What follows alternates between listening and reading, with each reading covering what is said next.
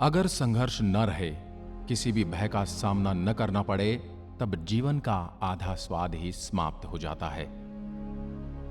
याद रखें, अन्याय सहना और गलत के साथ समझौता करना सबसे बड़ा अपराध है। मैंने जीवन में कभी भी खुशामद नहीं की है। दूसरों को अच्छी लगने वाली बातें मुझे करना नहीं आता। कष्टों का निसंदेह एक आंतरिक नैतिक मूल्य होता है।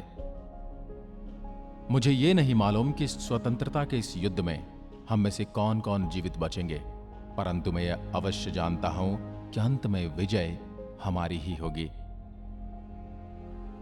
यह हमारा कर्तव्य है कि हम अपनी स्वतंत्रता का मोल अपने खून से चुकाएंगे।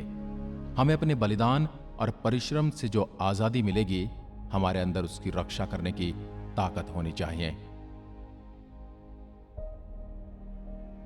तुम मुझे खून दो, मैं तुम्हें आजादी दूंगा। मेरे मन में कोई संदेह नहीं है, हमारे देश की प्रमुख समस्याओं जैसे गरीबी, अशिक्षा, बीमारी, कुशल उत्पादन एवं वितरण का समाधान सिर्फ समाजवादी तरीके से ही किया जा सकता है। व्यर्थ की बातों में समय खोना मुझे जरा भी अच्छा नहीं लगता। आज हमारे अंदर बस एक ही इच्छा होनी चाहिए, मरने की इच्छा, ताकि भारत जी सके। एक शहीद की मौत मरने की इच्छा, ताकि स्वतंत्रता का मार्ग शहीदों के खून से प्रशस्त हो सके। राष्ट्रवाद मानव जाति के उच्चतम आदर्श सत्य, शिव और सुंदर से प्रेरित है। भारत में राष्ट्रवाद ने एक ऐसी सृजनात्मक शक्ति का संचार किया है जो सदियों से लोगों के अंदर सुसुप्त पड़ी थी।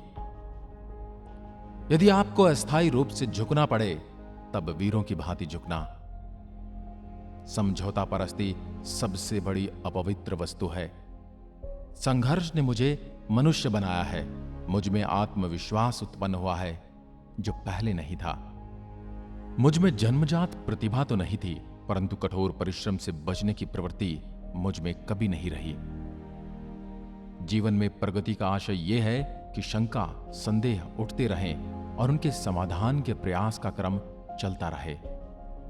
हम संघर्षों और उनके समाधानों के द्वारा ही आगे बढ़ते हैं। श्रद्धा की कमी ही सारे कष्टों और दुखों की जड़ है। मैं संकट एवं विपदाओं से भयभीत नहीं होता।